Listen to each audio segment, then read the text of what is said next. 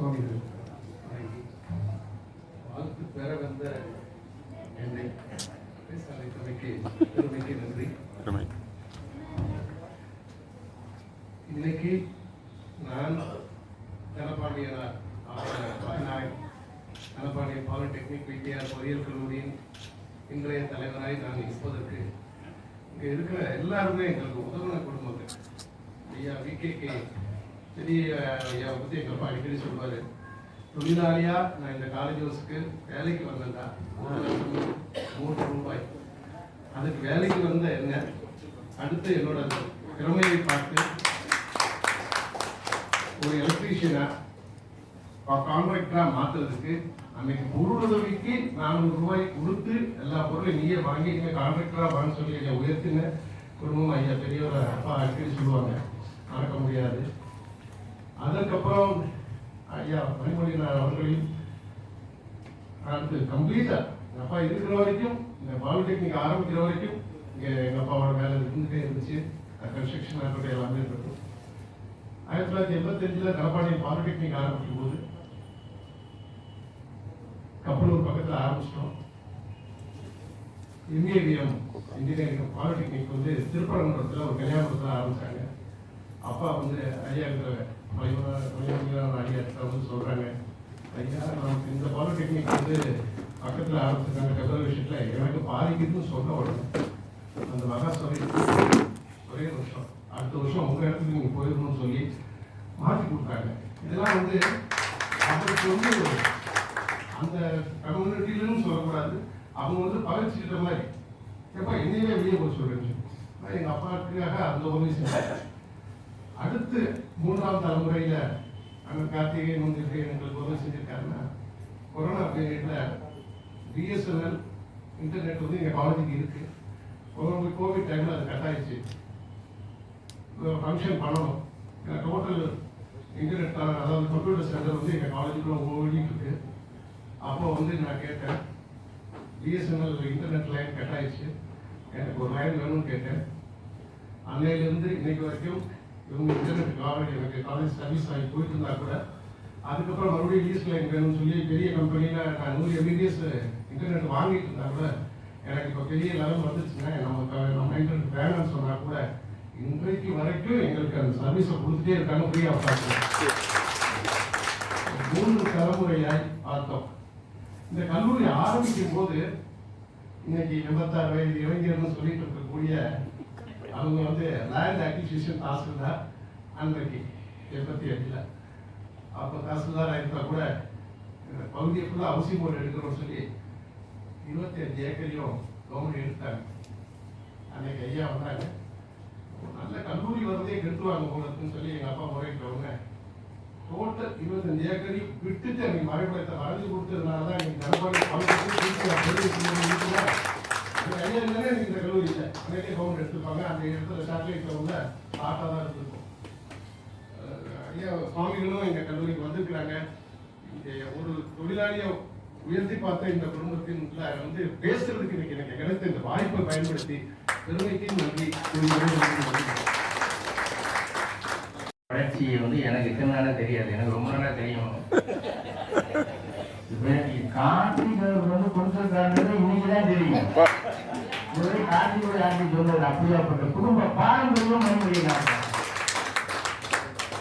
அவருக்கு வாழ்த்துக்கள் நன்றிகள் சொல்லி அடுத்து எங்கள் டாக்டர் ஐயா மொய்கந்தன் அவர்களை பாராட்டுரை வழங்க வருகிறார்.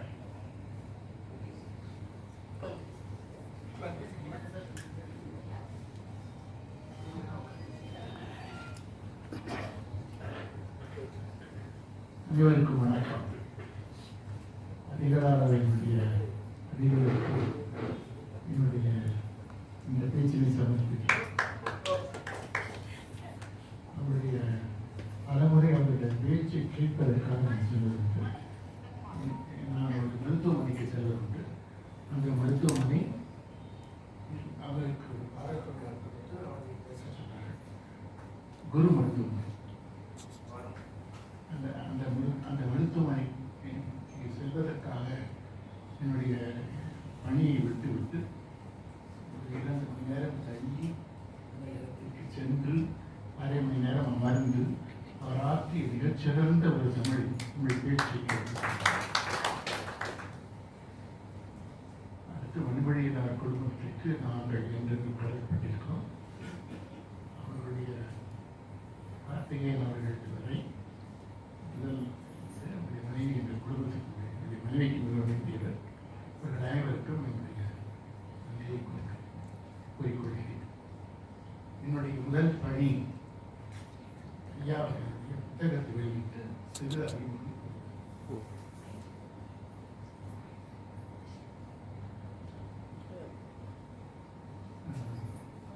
என்னுடைய பிறந்த நாள் இப்போ ஐயாவுக்கு இன்னைக்கு 60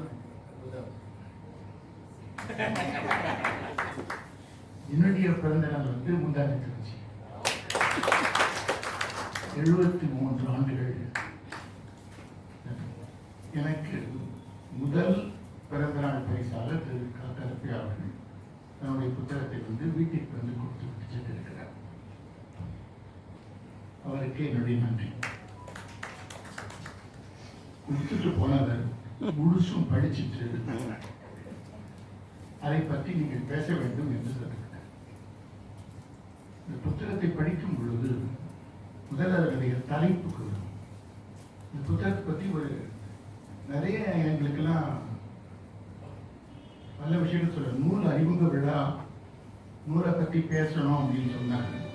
அதை பற்றி படிக்காமலே வந்துட்டு நூல் இப்படி இருக்கும் அப்படி இருக்கும் அப்படின்னு பேசுபவர்கள் இருக்கிறார்கள். ஆனாலும் என்னால் படிக்க முடியல என்ன மன்னிச்சிருக்காங்க. ஆனால் அப்படி இல்லை.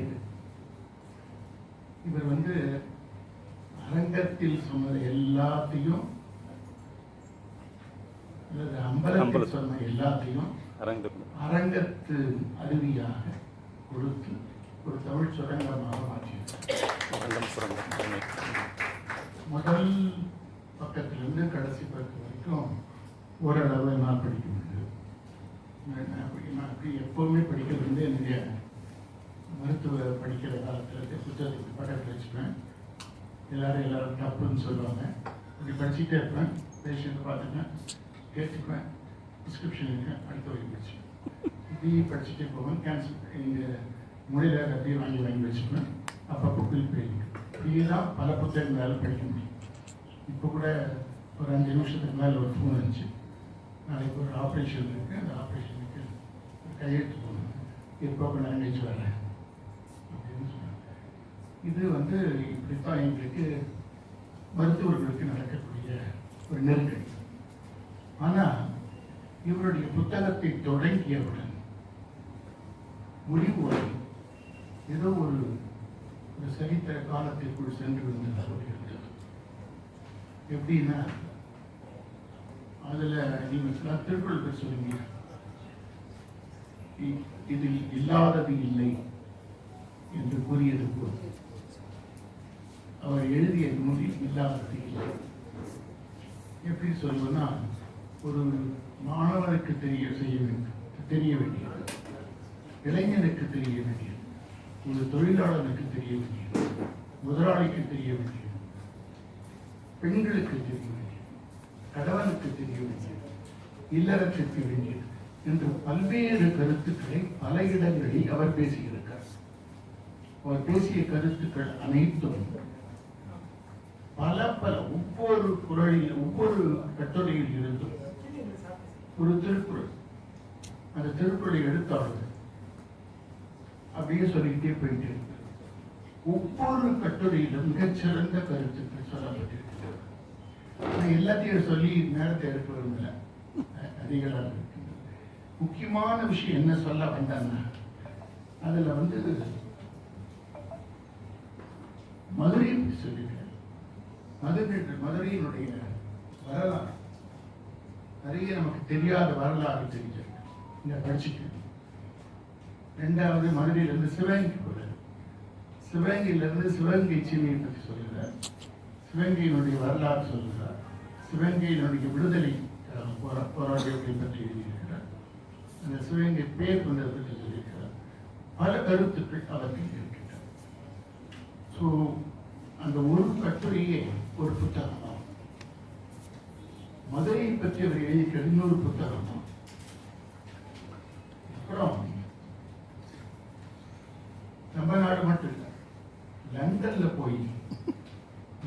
செல்ல லெஸ்லி நீங்க பேசுற ஒரு ஒரு சொற்பொழிவு அவர் அப்படியே ஆங்கிலத்திலே ஒரு ஆங்கில சொற்பொழிவும் வெளியில் சேர்ந்திருக்கிறார்.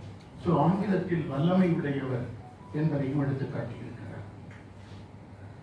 அதை விட அவர் எல்லாரையும் விட ட்ரேட் யூனியன்ல போய் செக்ரட்டரியா இருந்து ஒரு மிகச்சிறந்த ஒரு கருத்தை சொல்லிட்டார். எனக்கு திருவிக்காவுடைய ட்ரேட் யூனியன்ல அவர் எழுதின கருத்துக்கள் குடியிருப்பது போலவே தெரிகிறது. மிக அருமையாக எல்லா தொழிலாளர்களையும் பாராட்டி எல்லோருக்கும் ஊக்குவித்து அவர் பேசியிருப்பது கட்டுரையாக வடித்திருப்பதை அனைவரும் படிக்க வேண்டும். இக்காலத்திற்கும் பொருந்துமாறு இக்கால தொழிலாளர்கள் எவ்வாறு கஷ்டப்படுகிறார்கள், எவ்வாறு அவர்கள் முன்னேற வேண்டும் என்பதை அவர் மிக தெளிவான தமிழில் அன்று பேசியது இன்றும் இருக்கிறது.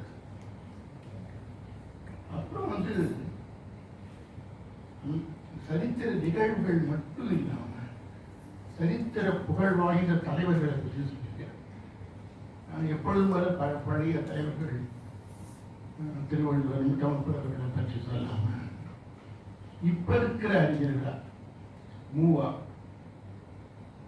பற்றி மிக அருமையாக நமக்கு தெரியாத பல விஷயங்கள்.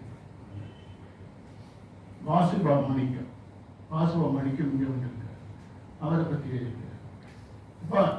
பல்வேறு தலைவர்களை பற்றி இருக்கிறார். அதனால அவர் அதை படிக்கும்போது நம்ம இங்கே ஒரு பெரிய ஒரு இலக்கிய பயணத்துக்கே சென்று வருகிற முறை இருக்கு. அவருடைய நூலில் இருக்கின்ற ஒவ்வொரு கருத்தும் நாம் அனைவரும் தெரிந்து கொள்ள வேண்டிய ஒன்று. நான் முடிக்கிறதுக்கு மேல முக்கியமான ஒரு விஷயத்தை சொல்லிட்டு முடிச்சேன். தமிழ்ல எனக்கு எங்க அப்பா சொல்ல அவங்கள்ட்ட சொல்லிட்டு, உரைநடை என்பது அழிந்து கொண்டிருக்கிறது சொல்ற. உரைநடையில யாருமே பேசுறது கிடையாது. பேச்சு தமிழா எழுதணும். கதை படிச்சா கதை படிக்கணும். கவிதை படிக்கிறது உண்டு.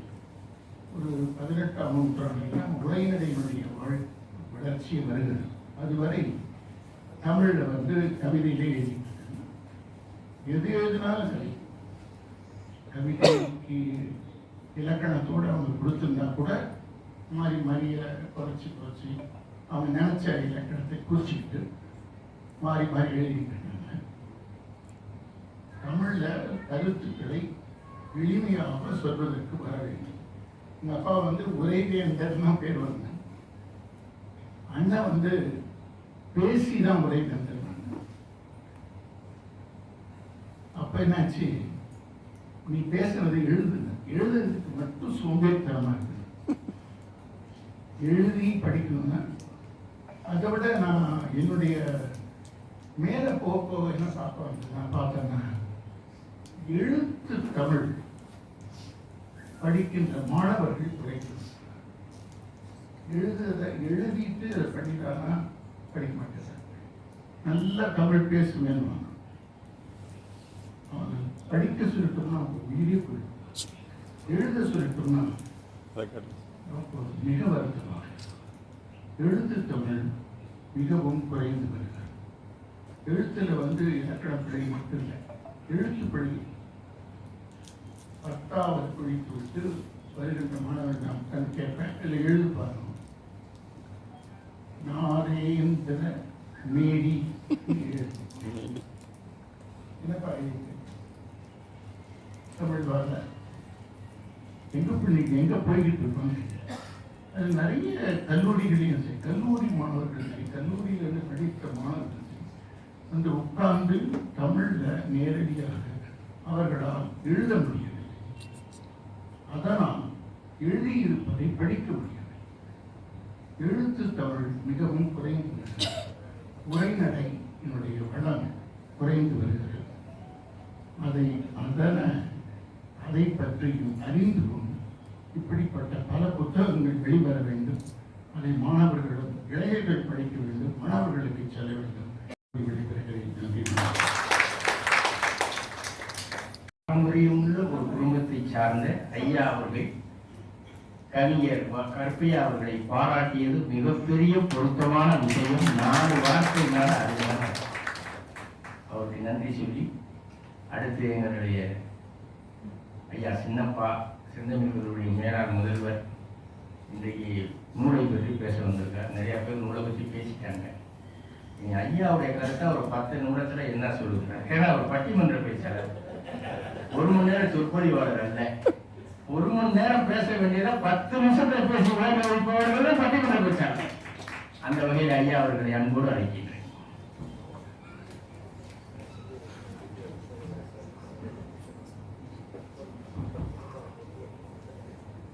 வாழிய செந்தமிழ் வருகை வந்திருக்கக்கூடிய அனைவருக்கும் என்னுடைய அன்பு கனிந்த பணிவான வணக்கங்கள்.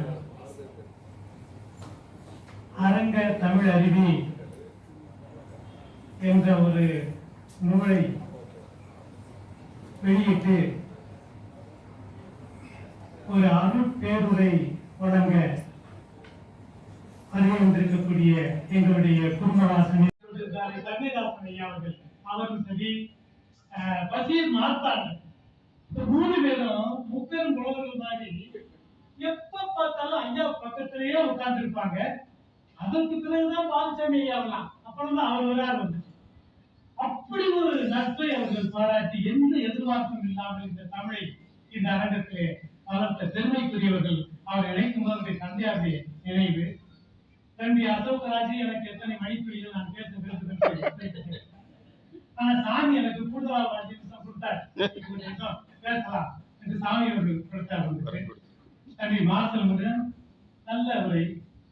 அதை விட கருப்பியாவுடைய பொண்ணு திரு மதிச்செல்வி கோவையிலிருந்து வந்து ஒரு வரவேற்புரையை தன்னுடைய தந்தைக்காக அவரும் வந்து அந்த பொண்ணை பெற்றதுல கருத்து அவர்கள் ரொம்ப பெருமைக்குரியவர்.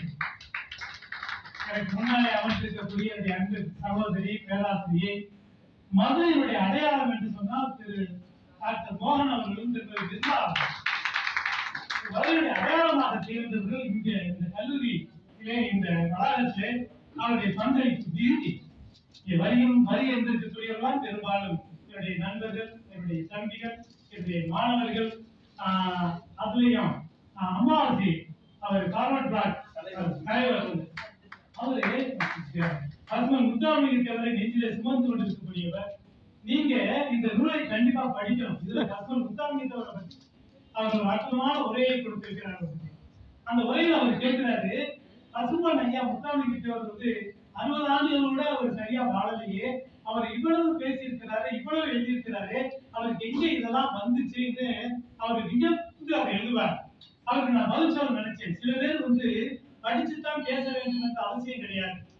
சில பேருக்கு இயற்கையிலேயே ஓதாது உள்ளவர்கள் வாழ்க்கையில நிறைய பேர் உண்டு. யாமோதிய கல்வியும் அறிவும் தானே வர வேலவர் தந்தது என்று அருமையினர் சொல்லலையா? அருமையினர் எங்கே படிச்சார்? யாமோதிய கல்வியும் அறிவும் தாமே வர வேலவர் தந்ததனால் பூமியில் நாமே புகழ்வேன் என்று அற்புதமாக அவர் பாடுவாரு. அவர் வல்லநாடு இங்க படிச்சாரு. யாமுரைக்கும் வாசகம் எல்லாம் நாயகம் தன் வார்த்தை என்று பேசியவர்.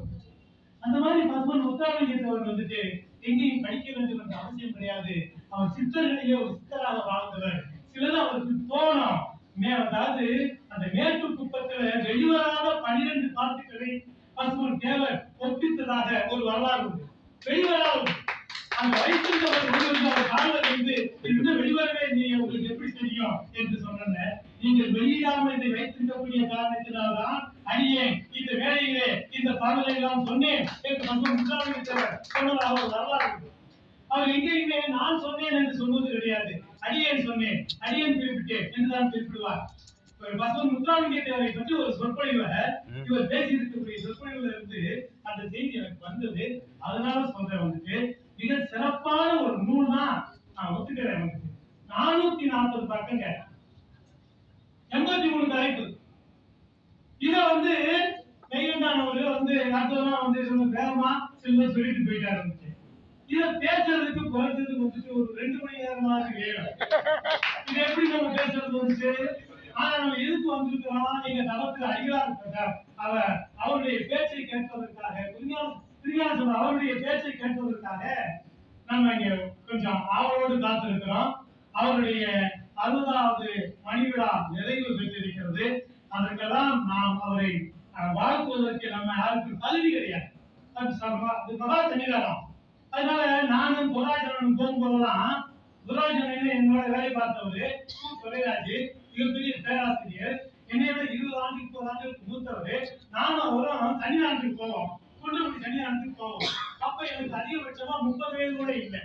அவரு எங்க அண்ணன் வந்து கிட்ட 55-56 வயதுக்கு மேல எங்க கல்லூரியில வேலை பார்த்துட்டு இருக்காரு. போன உடனே குருவா சன்னிதானத்துடைய காலில் சாஸ்தாங்கமா விழுவாரு. நான் கொஞ்சம் தயங்கி நிற்பேன், சின்ன பேரானே, எனக்கு அவ்வளவு இதாங்க. அப்பதான் வந்துட்டு நான் அதுவும் பாரதிதாசன் பாரதியை படிச்சுட்டு ஒரு செம்மாந்த தமிழாசிரியனா இருக்கணும், ஒரு திமிர் பிடிச்ச ஒரு இளைஞனா தான் இருந்தேன். தொழிலாளர்களை விடுதலை பண்ணணும்னு அப்படி நிற்பேன். வந்த உடனே, தம்பி நான் அவருக்கு வழங்குவது தம்பி, அவர் எனக்கு சொல்லுவார். எங்க அண்ணன் தொழிலாளர் சொல்லுவாரு, பழைய நினைப்பு, எனக்கு வயது 76, உங்களுக்கு 86, இங்க இருக்கக்கூடிய ஆட்களுக்கெல்லாம் கொஞ்சம் நாங்க மூத்தவர்களுக்கு காரணத்தினால சில செய்திகளை சொல்றாரு வந்துட்டு. அப்ப எங்க அண்ணன் சொல்லுவாரு வந்துட்டு, தொழிலாளர் சொல்லுவாரு, தம்பி நம்ம அதிக அவருக்கு வழங்கல, அந்த பீடத்துக்கு வழங்கலாம் சொல்லுவாரு. அப்படியா அப்படின்றத அப்புறம் அந்த இதெல்லாம் எங்களுக்கு வரும் வந்துட்டு. அந்த மாதிரி ஒரு மிகச்சிறந்த ஒரு அறிவாளி, ஒரு மிகச்சிறந்த தவசீலர் என்று சொன்னால் எங்களுடைய குருவா சன்னிதானம். அவரோடு நாங்கள் சுற்றி பேசிக் கொண்டிருக்கும் போது, அப்பொழுது எங்க மிக்கலூர் குருவா சன்னிதானம் மாணவராக இருந்த சம்பவம் தான் எனக்கு தெரியும். அவர் யாதவா கல்லூரியில மாணவராக இருந்த காலங்கள் எல்லாம் எனக்கு தெரியும் வந்துட்டு. அப்ப சன்னிதானம் கூடவே நான் இருப்பேன். அவர் அங்கிருந்து ஒரு சின்ன துண்டு சீட்டு, தங்கி சின்னப்பன் அவ்வளவுதான் அடிப்பாரு. அது வந்து இத்தனை தேதி இந்த ஊரு தலைப்பு கொடுத்திருப்பாரு, யாராவது பேச்சாளர்கள் என்பதை அவர் நடுவர், யாராவது பேச்சாளர்கள் என்பதை நான் நிறைவு செஞ்சு அப்போ ஒரு சைக்கிள் வச்சிருப்பேன். அவ்வளவுதான், வேற எங்களுக்கு வசதி கிடையாது. அந்த சைக்கிள் போய் மலையில் இருக்கக்கூடிய எல்லாத்தையும் சொல்லிட்டு வந்துட்டு சாமிக்கு வந்து நான் தகவல் சொல்லணும். இது என்னுடைய பணி. இப்படி வளர்ந்தவர்கள் பொழுது இப்ப எங்களுடைய சில பெரியவங்க எல்லாம் பேசுறாங்க. அப்படி மெய்சில் எடுத்து போனேன் வந்துட்டு, எவ்வளவு அடக்கமா எல்லாரும் இருக்கிறாங்க, நம்ம வயதுல அவ்வளவு அடக்கமா இருந்திருந்தோம்னா நம்மளும் நல்லா இருந்திருக்கலாமே. அப்ப வராத அடக்கம் வந்ததுக்கு பிறகு ஒரு 40 ஆண்டுகளுக்கு பிறகு நானும் என்னுடைய அண்ணன் சாலமன் பாப்பா அவர்களும் தமிழ்குடி மகன் அவர்களும் இங்கே காலேஜுக்கு வந்த பிறகுதான் சில பக்குவங்களே எங்களுக்கு வந்தது.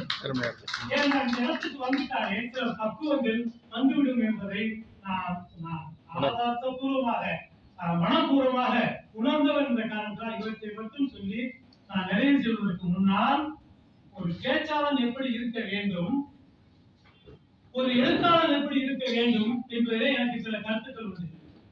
அந்த காலத்துல நாங்க பேச வரும்போது குறிப்பு வைத்துக் கொண்டு பேசினால் எனக்கு மேல இருக்கக்கூடிய அண்ணன்மார்கள் நீ வைப்பாங்க, நீ வந்து என்னடா பேசுற, என்ன நீ குறிப்பை பார்த்துட்டு பேசுற அப்படி சொல்லுவாங்க. அதுலயும் திருச்சி பேராசிரியர் சத்யசீலன் இருந்தார், இங்க நிறைய இடத்துல பேசியிருக்கிறார். அவர் என்ன செய்வார்னா, சிலப்பா எப்ப மேடைக்கு போனாலும் என்ன செய்யும் தெரியுமா, இந்த குறிப்பெல்லாம் எடுத்து வந்திருக்கிறேன், நான் படிச்சிருக்கேன் என்பதற்காக இந்த குறிப்பு.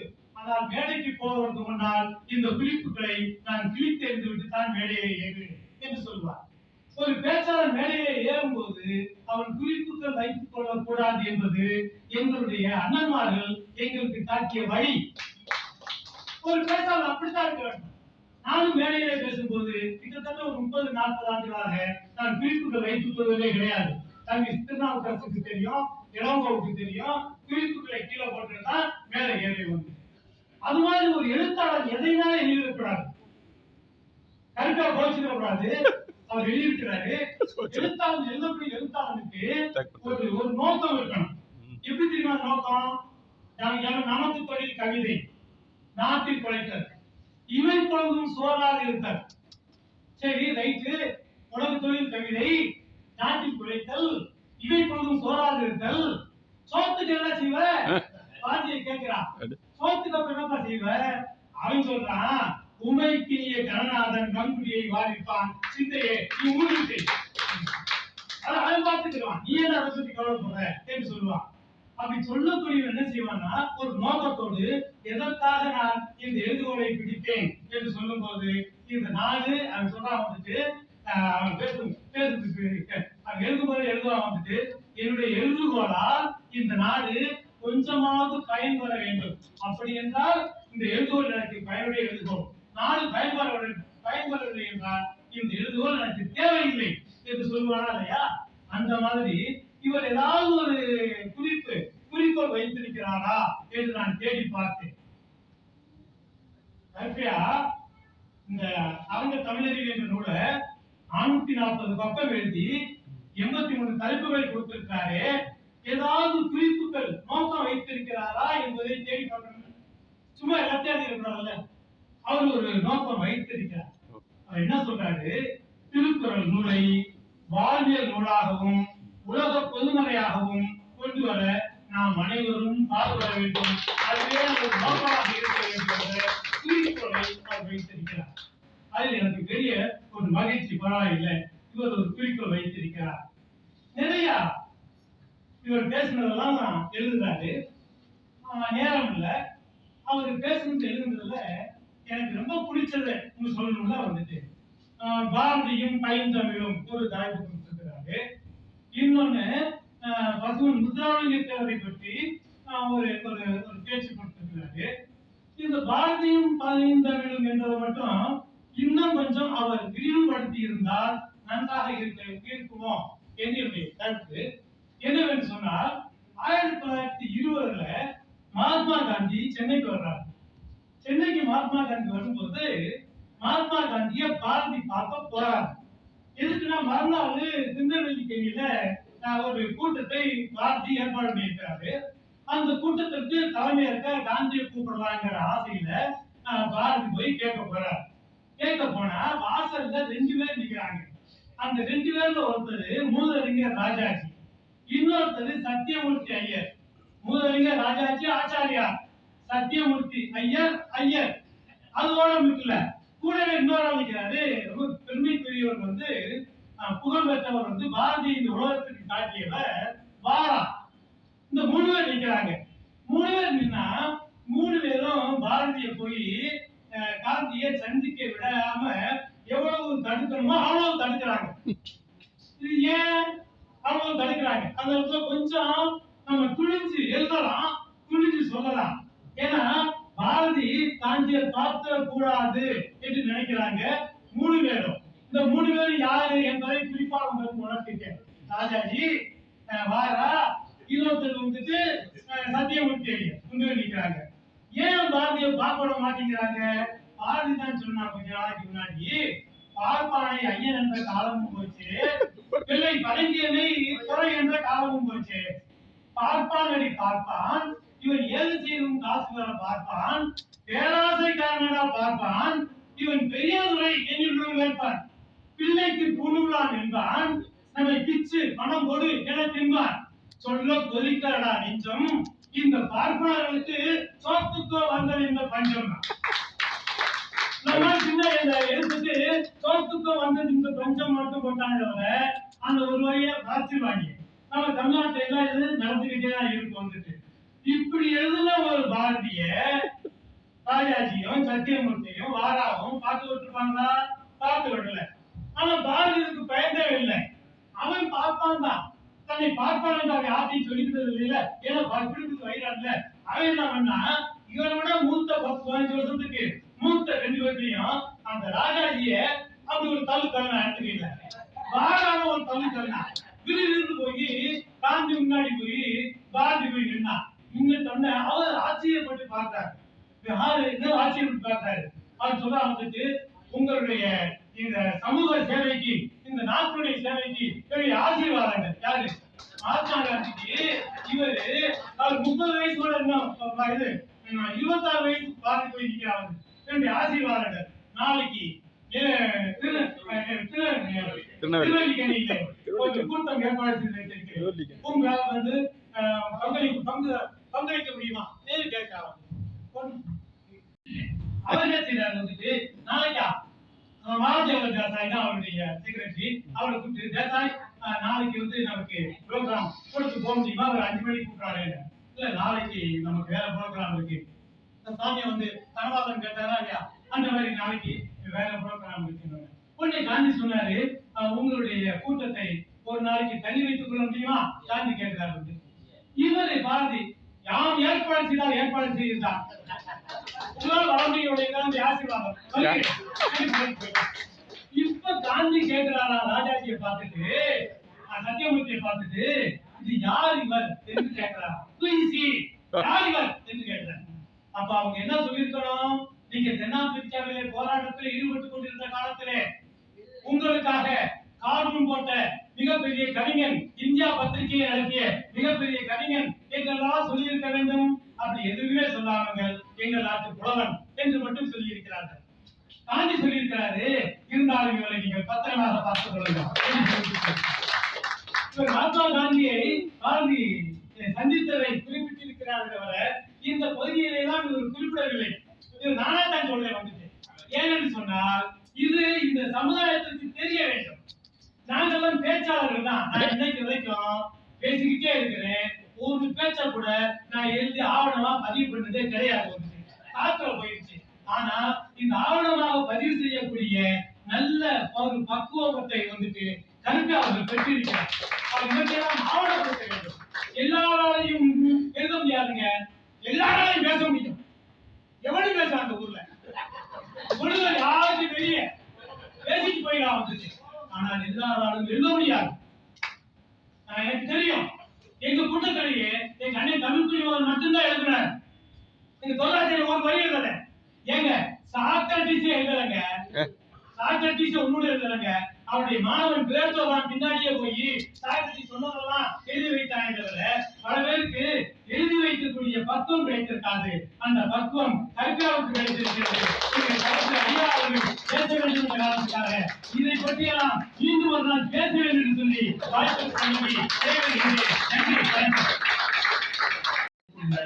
பேசிக்கொள்வாங்க 10 நிமிடத்துல பதறி குடிச்சிட்டார். ஐயா அவர்களுக்கு உங்கள் கலைவழி மூலம் அடுத்து தொடக்க உரையாக ஒரு பாடமொழி போறது. ஆனா முழு உரையும் எங்களுடைய கார்த்திகேயன் மணிமொழியில் தான். அதனால கார்த்திகேயன் மணிமொழியின் அவர்கள் உரையாற்ற வருகிறார்.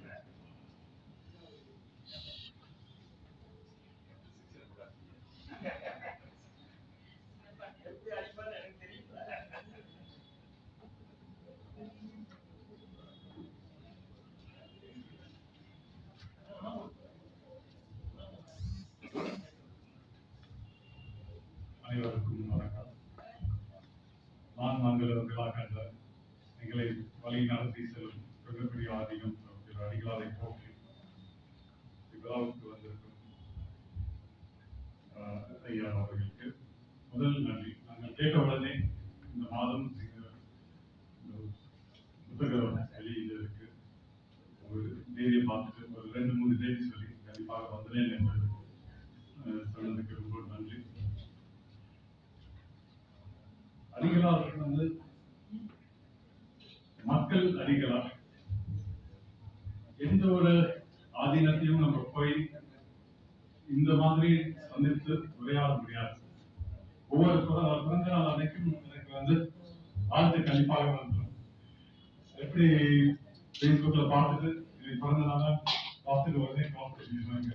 ரொம்ப சந்தோஷமா இருக்கும். அடிகளார் வந்து மக்கள் அடிகளார்னு சொல்றதுதான் அதுதான்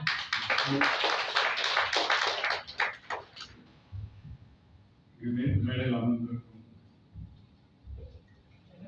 இன்விடேஷன்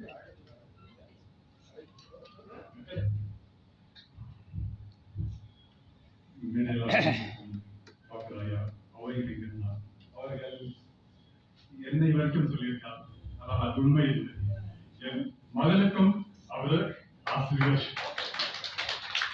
மகள் அவர் அதில் ஒரு மாதம் ட்ரைனிங்கில் போயிட்டு இருந்தாப்பி வந்த உடனே சொன்னாப்பி தாத்தாவோட ஃப்ரெண்டை போய் பார்த்தேன்.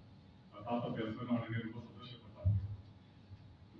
அவங்க குடும்ப நட்பு என் அடுத்த தலைமுறைக்கும் தொடர்ந்து கொண்டே இருக்கிறார்கள்.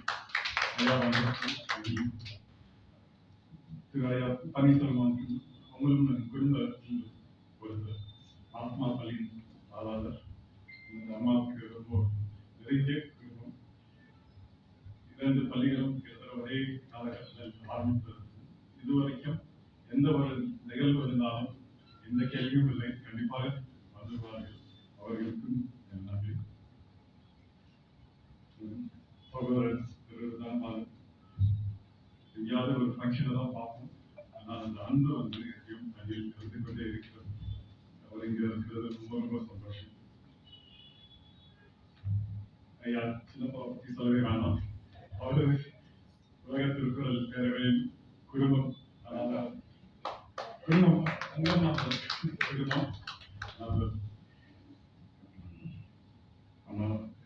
நிர்மலா மோகன் அவர்கள் மிக சிறந்த பட்டிமன்றம். அவர்களுக்கு கூட அந்த திரு சங்கீத் அவர்கள், திரு பார்வதி அவர்கள், சபிலா தேவி, சுபலட்சுமி, திரு காந்திமதி, திரு பள்ளியம்மை எல்லாருமே இன்னைக்கு சிறப்பான ஒரு நிகழ்ச்சி, சிறப்பான நிகழ்ச்சி. அம்மா அடுத்த நிகழ்ச்சியில் சிறு நாள்களில் இதே அரங்கத்தில் நடைபெற உள்ளது. அதுக்கும் எல்லாரும் கண்டிப்பாக வர வேண்டும், அதுக்கும் கண்டிப்பாக வர வேண்டும். விழா நாயகர் கருப்பையா அவர்கள் புத்தக வெளியீடு கண்டிப்பாக இங்கதான் நடக்கணும், அதிகாரம் நடக்கணும் என்று அவர் சொன்னதனால கண்டிப்பாக இங்கே நடத்துவோம். அவங்க அடிகளாருக்காக அவங்க செய்திக்காக வெயிட் பண்ணிட்டு எப்ப தகுந்த ஒரு செய்தி எல்லாருக்கும் கொஞ்சம் ஃப்ரீயா இருக்கும் பார்த்து இது பண்ணதுனால இந்த மாசம் நாங்கள் வெயிட் பண்றோம். இது ஒரு இன்றைய நிகழ்ச்சி மிக சிறப்பாக அமைந்துள்ளது. பேச்சாளர்கள் இன்னைக்கு அதிரடிக்கும் சொல்றாங்க, அந்த மாதிரி பட்டிமன்றம் பேசினவங்க எல்லாருமே இன்னைக்கு ரொம்ப சிறப்பாக இருந்தது. எங்கள் பணி வளர்ந்து கொண்டே இருக்கும். அடிகளார் வழியில் அவர்கள் கொடுக்கும் அறிவு முறையில் நாங்கள் கண்டிப்பாக பயணிப்போம். திருக்குறள் பேரவை எங்கெங்கே நாங்கள் செய்ய வேண்டுமா அடிகளார் அறிவுறுத்தல்படி நாங்கள் கண்டிப்பாக தொடர்வோம் என்று கூறி என் தந்தையும் நினைவு கூறி அமைகிறேன். நன்றி.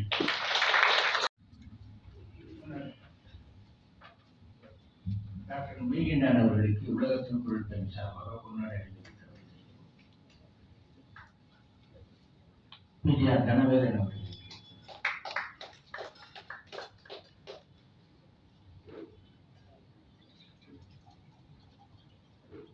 எங்கள் ஆசிரியர் ஒளிந்து விட்டு அமர்ந்திருக்கின்ற சின்னப்பாய் அவர்கள்,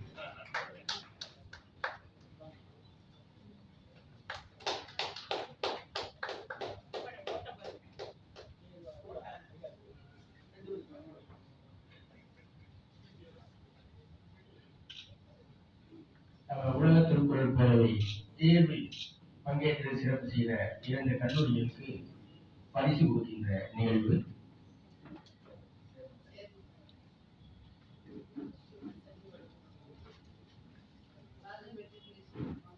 சேர்மத்தாய் கல்லூரி மகளிர் கல்லூரி முதல் பரிசை பெறுகிறார்கள்.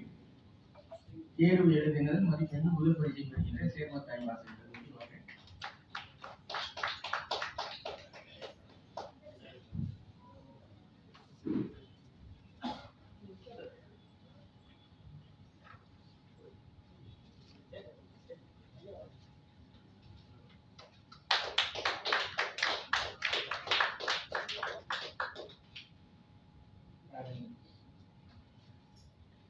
ராஜன் மெட்ரிகுலேஷன் பள்ளியின் கோ சாதனா 3ஆம் பரிசை பெறுகிறார்.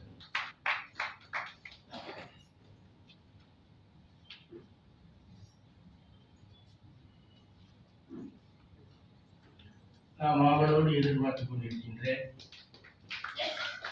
இன்னைக்கு 60 சொன்னோம்னே என்னன்னு தெரியல, அடிகளார் இன்னைக்கு வந்தது மகிழ்ச்சிகரமாக இருக்கிறார். அவரும் சிரிக்கிறார், நம்மளையும் சிரிக்க வைக்கிறார். அந்த அளவுக்கு ஒரு பிரகாங்கிதத்தோடு இருக்கக்கூடிய எங்களது அடிகளார் பெருந்தகை அன்போடு வாழ்க்கை வழங்க வருகிறேன். அருட்பெருமுறை வழங்க வருகிறேன். முன்னாலே கல்வி பவானி அம்மா அவர்களுக்கும் அடிகளார் அவர்கள் பொன்னாடி அணிவித்து வாழ்த்துகிறார்.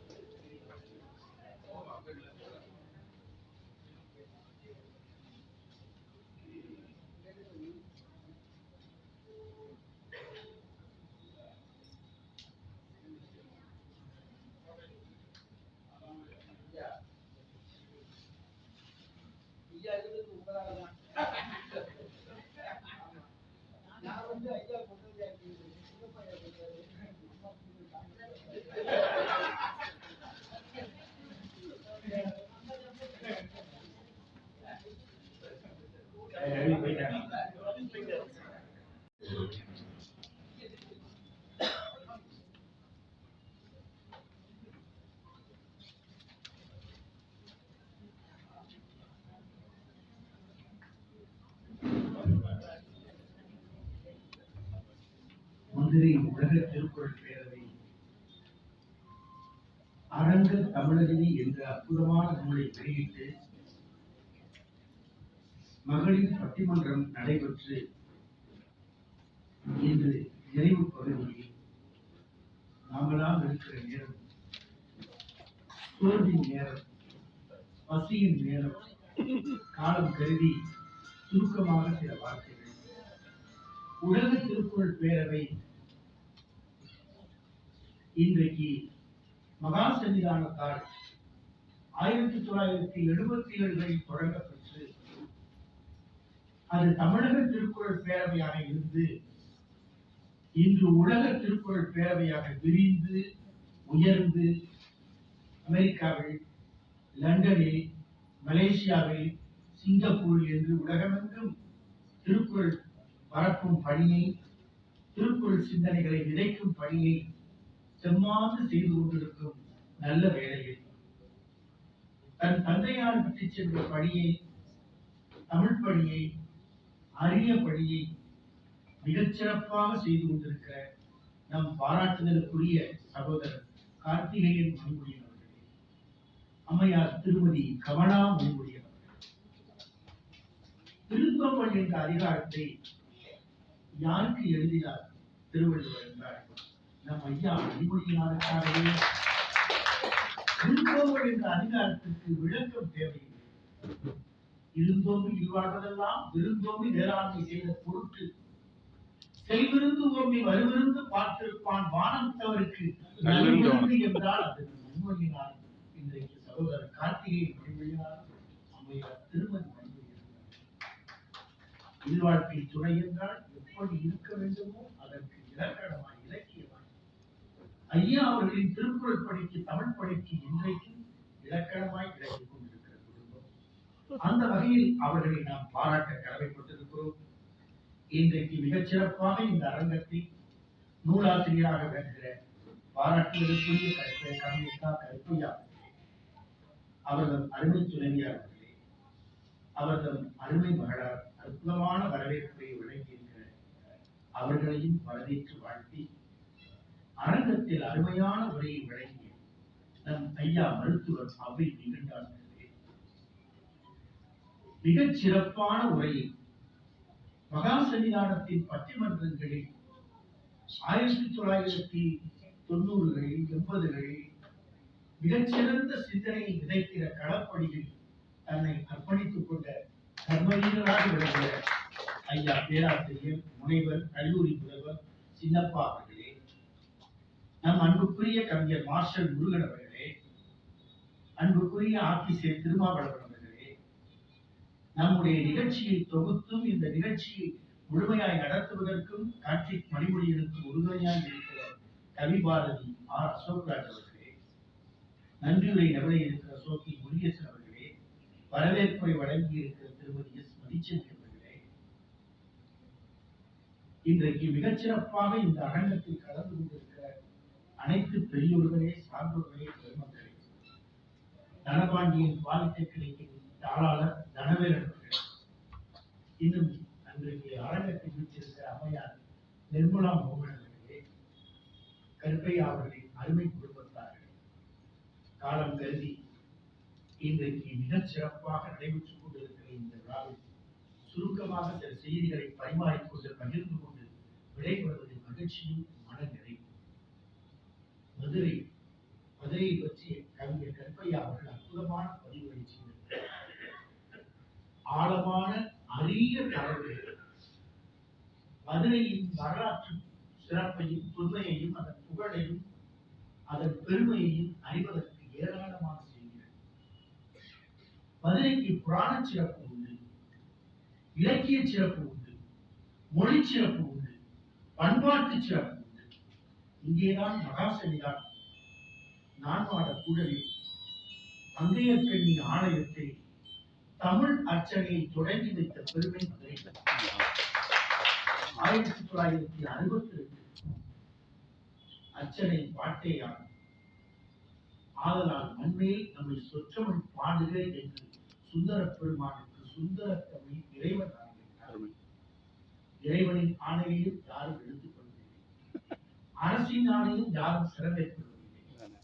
இந்த நிலையிலே தமிழ்நாட்டில் தமிழர்ச்சனை ஒரு கேள்விக்குறியாய் இருந்தபோது அன்றைக்கு முதல் வாழ்வையும் சமுதாயத்தையும் நினைத்து பிழைத்து சிந்தித்தவர் தான் ஆசிரியர். அதன் விளைவுதான் இதே மதுரையிலே இறைவன் மண் சுமந்தார். அவன் பொன்மேனி பூ சுமந்தது, அவனுக்கும் பிறர்வழி விழுந்தது. எதற்காக? பண் சுமந்த பாடல் பரிசு படைத்தது, பெண் சுமந்த பாகத்தது, பெம்மான் பெருந்துரையான், விண் சுமந்த கீர்த்தி வியர்மண்டலத்து ஈசன், கண் சுமந்த நெற்றி கடவுள் களி மதுரை மண் சுமந்து, மதுரை மண் சுமந்து கூலி கொண்டு அக்குவவால் ஒத்துண்டு உன் சுமந்த பொன்மையை பாடுகின்றான் அம்மானே. இதற்காக தேனிய தீர்ந்தமிழ் பாடல்களுக்காக மண் சுமந்தான் அவன் பொன்மையை உன் சுமந்தது. அதை எல்லோரும் உழைக்க வேண்டும். அரசனாய் இருந்தாலும் ஆண்டியாய் இருந்தாலும் ஏன் ஆண்டவனாய் இருந்தாலும் உழைக்க வேண்டும். உழைப்புக்கேற்ற நியாயமான கூலி கிடைக்க மறுத்தாலும் தண்டனை உண்டு, நியாயமான கூலியை பெற்று உழைக்க மறுத்தாலும் தண்டனை உண்டு என்ற நீதியை நிலையாற்றிய மண். ஒரு பெண் நீதி கட்டது மட்டுமல்ல, இறைவனுக்கே நீதி கொடுத்த மண். அந்த மண்ணிலேதான் இம்மையில் நன்மை தருவார் கோவிலில் முதலில் உழவார திருப்பணியை மகாசனிதான் தொடங்கினார். அப்பர் பெருமான் நடிச்சோம். இப்படி நீண்ட நெடிய வரலாறுடைய மதுரை மாநகரத்திலேதான் திருக்குறள் பேரவை நம்முடைய மணிமொழியனார் தலைமையிலே இன்றைக்கு நமக்கு 60 ஆண்டு என்று மகிழ்ந்தார்கள். யாருமே வயது வளர்வதை விரும்ப மாட்டார்கள். ஆனால் 60 ஆண்டுகள் என்று எண்ணி பார்க்கிற போது நம்முடைய மகா சன்னிதானத்திற்கு 100 ஆண்டு தொடக்கம், 100 ஆண்டு தொடக்கம். தமிழை, சமுதாயத்தை, சமயத்தை பல நூற்றாண்டுகளுக்கு உயர்த்தி பிடித்த மகா சன்னிதானத்தின் 100 ஆண்டு தொடக்கம். எண்ணி பார்க்கிறோம் 60 ஆண்டு. மதுரைக்கு இத்தனை சிறப்புகள் உண்டா? அதில் ஓரத்தில் நமக்கு இடம் உண்டு. ஐயா சின்னப்பா கல்லூரி மாணவராக வாழ்வின் மையத்தில் 60 ஆண்டுகளில் 30 ஆண்டுகள் இந்த மதுரை மண்ணில் கால் பதித்து வைகை ஆற்றின் தண்ணீரை பருகி மதுரை காற்றை சுவாசித்த இதே நியூ காலேஜ் ஜோசிப் கல்லூரி மாணவராக மகாசன்னிதானத்தோடு வந்த காலங்கள். எல்லா ஆதீனத்திற்கும் நமக்கும் நமது ஆதீனத்திற்கும் உள்ள வேறுபாடு என்ன?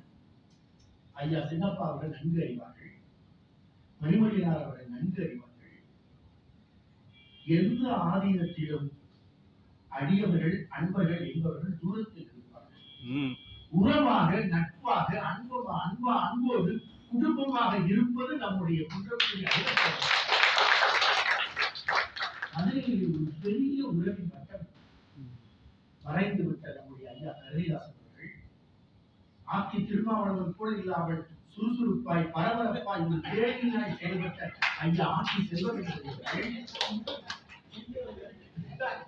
நம்முடைய சின்னப்பா அவர்கள், ஐயா மருத்துவர்களின் தந்தையார் முதற்கொண்டு அவ்வை துரைசாமி பிள்ளை, அவ்வை நடராஜன் உட்பட்ட அனைவரையுமே ஒரு தமிழ் குடும்பமாக ஏற்றுக்கொண்ட ஆதீனத்தோடு இணைந்த குடும்பங்கள். இப்படி நிறைய உறவுகளை கொண்ட மதுரை என்றால் அமானுல்லாவை அழை மகாசன்தான் சொல்வார்கள். டாக்டர் அமானுல்லாவை அழைத்து வாருங்கள், பிஷப் அவர்கள் வந்து சந்திப்பார்கள். இப்படி எல்லோரிடமும் உறவாக நட்பாக எல்லா எல்லைகளையும் தாண்டி வளர்த்தவர் தான் மகாசன்தான். ஆதீனங்களுக்கு தனி மரபு. ஒரு வட்டத்திற்குள் வாழ்வதல்ல வாழ்க்கை, உறவின் வட்டத்தை விரிவுபடுத்துவதுதான் வாழ்க்கை. அந்த மதுரையிலே தான் 30 ஆண்டு கால வாழ்க்கையில் துறவரத்திற்கு முந்தைய வாழ்க்கை. அப்போதும் நாம் காலேஜ் விழாவை கலந்து கொண்டிருந்தது. மகாசன்னிதானம் மதுரைக்குள்ள சிறப்புகளை சொல்லுகிறோம்.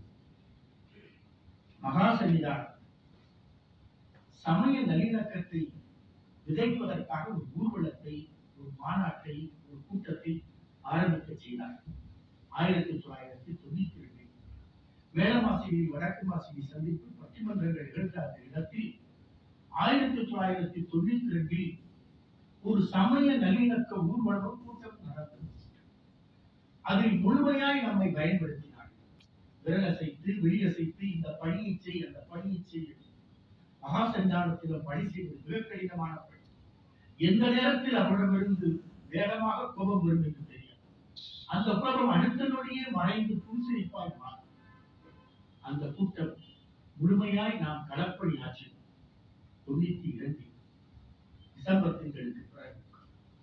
அதற்கு பிறகு மகாசன்னிதானம் நம்மை உற்று நோக்குகிற பார்வை அதிகரித்தது. இளமையிலேயே குழந்தை பருவத்திலிருந்தே நம்மை பார்த்து பார்த்து பழகிய மகாசன்னிதானம் நமக்கு வைத்த பரிசோதனைகள் ஏராளம். அவர்கள் வைத்த தேர்வுக்கு தேர்வு ஆணையம் கிடையாது. அது வினாத்தால் கசிவுகள் கிடையாது. ஆனால் வாழ்க்கையில் நாம் எப்படி வளர வேண்டும், இவருக்குரியவர் தானா என்று அவர்கள் உற்று நோக்குதல் இந்த காலம் நடந்திருக்கிறது. நம்மை அறியாமலே அடிக்கடி அவர்கள் குறிப்புகிற ஒரு வார்த்தை, உலகம் பெரியது, சின்ன வட்டத்தை விட்டு வெளியே வா. தாய் தந்தையர் தான் உலகம் என்று வாழாது. இந்த உலகம் பெரியது, அது நீ வாழ்ந்து காட்ட வேண்டும். உனக்கான பணிகள் நிறைய காத்திருக்கிறது. இந்த மதுரை மொழியிலே தான் நம்மை பக்குவப்படுத்த. ஆக அந்த ஊர் கூட்டத்திற்கு பிறகு நம்மை பக்குவப்படுத்துகிற நிலைப்பாட்டிலேதான் ஒரு கட்டத்தில் குன்றக்குடிக்கான உற்பத்தி மையம் மதுரையிலே தொடங்கினார்கள். குன்றக்குடி சிறப்பங்காடி என்ற உற்பத்தி மையம். அதை தொடங்குவதில் தப்பி தவறி இன்றைக்கு அம்மையார் வரவேற்புரை ஆட்சியதை கூட நம்மை வரவேற்புரை ஆற்ற சொல்லிவிட்டார். அந்த வரவேற்புரைக்கு பிறகு மகாசன்னிதானத்தின் முழு பார்வையில் நம் மீது விழுந்தது. மேடையில் பேசிய எல்லோரும் நமது பெயரை சொல்லி இவரை எங்கள் நிறுவனத்திற்கு தாருங்கள் தாருங்கள் என்றார்கள். அடுத்த வாரமே மகாசன்னிதானம் நமது திருமணத்திற்கு நம்மை எடுத்துக்கொண்டு போகிறார். ஆக துறவு என்பது என்ன? உறவை விரிவாக்கி உலகத்தோடு பயணிப்பது. துறவு என்பது தன்னலம் சார்ந்த வாழ்வல்ல. அது நாட்டிற்கும் சமூகத்திற்கும் ஆன்மீகத்தின் களத்தில் இருந்து கொண்டு மக்கள் நல பணியை, மனிதநேய பணியை ஆற்றுவது என்பதை கற்றுக் கொடுத்தார்கள். அதனால்தான் கல்லூரி மாணவராக இருந்த நம்மால் அந்த பாதையில் இணைந்தும் விரைந்தும் பயணிக்க முடியும். இந்த மதுரையிலே தான் இத்தனை நிகழ்வுகளும் நடந்தது. இதற்கு பிறகு மகாசன்னிதானம் 1998 ஒரு நாள் இரவு நம்மை விட்டு விடைபெற்று அந்த நேரத்திலும் அந்த பிரிமாற்றமாக கை கலங்கி கண் கலங்கி கையறு நிலையில் நாம் அழுது குழம்பிக் கொண்டிருந்த போது உடன் வந்து தோளோடு தோல் கொடுத்தவர் தான் ஐயா மணிமொழியினார். மகாசன்னிதானம் மறைந்த அந்த நொடியில் மருத்துவமனைக்கு ஓடோடி வந்தவர்கள். இப்படி நிறைய நாம் சிந்திப்பதற்காக களம் அமைத்து தந்திருக்கிறார். 1998 மகாசன்னிதானம் விடைபெற்றிருக்கிறார்கள். தன் வாழ்வில் ஒரு முறை கூட பல்லக்கில் பயணிக்காத மகாசன்னிதானத்தின் திருமேனி அவர் இறுதி ஊர்வலத்திற்கு தான் பயன்படுத்தார். லட்சம் வார்த்தைகளுக்கு சுத்தக்காரர் மௌனம் பேசிக்கொண்டு படுத்து கிடந்தார். ஒரு சைவ சமய மதத்தின் வளாகத்தில் சர்வமத நல்லிணக்க பிரார்த்தனைகள் நடைபெற்றன. இந்த மகத்தான மகாசன்னிதானம் மறைந்து விட்டாரா? இல்லை, மக்கள் மனங்களில் நிறைந்து விட்டார்கள். 1996 சிவகங்கையில் ஒரு பொதுக்கூட்டம் அல்ல, அவரை தாக்கி கிருஷ்ணன் அவர்களின் மனைவினார். அந்த மேடையில் ஒரு ஓரத்தில் நாம் குன்றக்குடி சன்னிதானம், அங்கும் நம்மை பேச வாய்ப்பளித்தார்கள். சில நிமிடங்கள் தான். அந்த பேச்சு முடிந்தவுடன் அப்போது முதலமைச்சர் முத்தமிழ் கலைஞர் பேச்சில் சொல்லுகிறார். இப்போது குன்றக்குடி பொன்னம்பல அடிகளாரின் பேச்சை கேட்டேன். என் கண்களுக்குள் குன்றக்குடி அடிகளார் தான் கொண்டிருக்கிறார். அவர் மறைந்து விட்டார் என்று நினைத்தேன். இல்லை, அவர் மறையவில்லை. பொன்னம்பல அடிகளாராய் தெரிகிறார். அதனால் இப்போதே உங்களிடம் ஒரு வேண்டுகோள். தென் மாவட்டம் ஜாதி தீயில் எரிந்து கொண்டிருக்கிறது. அடிகளார் இருந்தால் என்ன பணியை செய்வாரோ அதை நீங்கள் செய்ய வேண்டும் என்றார். அதற்காக மாவட்ட ஆட்சித்தலைவர்கள் ஒத்துழைக்க வேண்டும் என்றார். அதற்காக நம் இயக்கத்தைச் சேர்ந்த நண்பர்கள் ஒத்துழைக்க வேண்டும் என்றார். அன்று மறுநாள் நம் பெண் பிறந்த சகோதரின் திருமணம், இளைய சகோதரின் திருமணம். அதில் கூட கலந்து கொள்ளாமல் தென் மாவட்ட ஜாதி கிழவர்கள் பகுதிகளுக்கு அதிதி பணியாற்றி இருந்த ஒற்றை துணை மகாசன்னிதானத்தின் எண்ணங்கள் மட்டுமே, சிந்தனைகள் மட்டுமே. அங்கும் நம் களப்பணியில் உடன் நின்றவர்கள் ராஜபாளையம் தென் மாவட்ட திருக்குறள் பேரவையில் தான். களப்பணியில் அடையாளம் தெரியாத கிராமங்களுக்கு சென்று அடையாளம் தெரியாத மக்களை சந்தித்து ஆறுதல் கூறிய போது அவர்கள் சொன்ன ஒரே வார்த்தை, இதுவரை எங்களை பார்க்க யாரும் வரவில்லை, வந்த ஒரே சாமி நீங்கள்.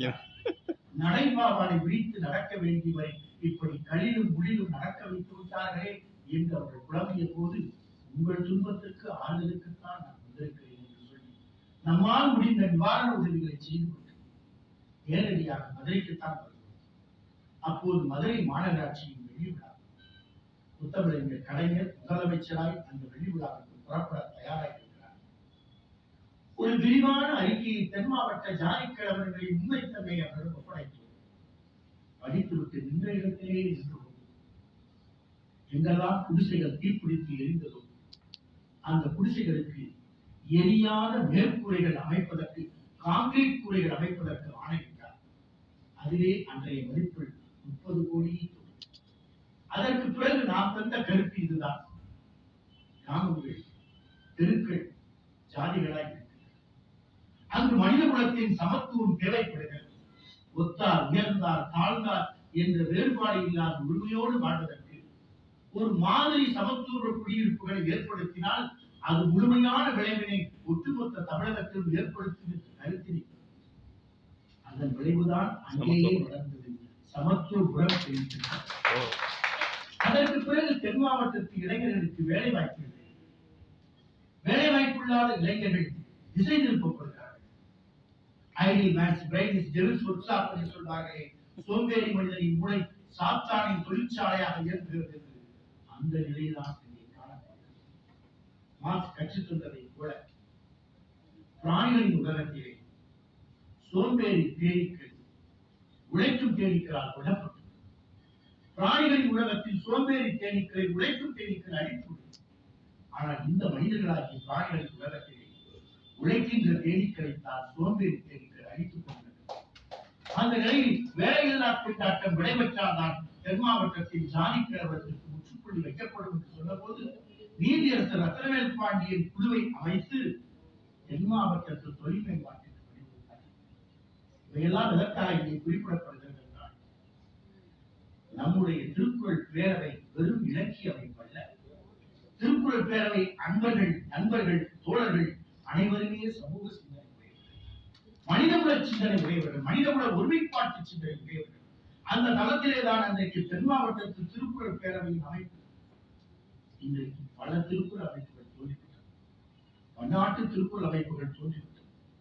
ஆனால் காலம் முழுதும் மகாசன்னிதானத்தின் பாதையில் நடந்தவர்கள் ஐயா மணிமணியானை போன்றவர்கள், கார்த்திக் மணிமணியானை போன்றவர்கள் இன்றும் தொடர்ந்து மகாசன்னிதானம் காட்டிய பாதையில் நடக்கின்ற திருக்குறள் பேரவை அமைப்பை தொடர்ந்து வருவதுதான் நமக்கெல்லாம் கிடைத்திருக்கிறது.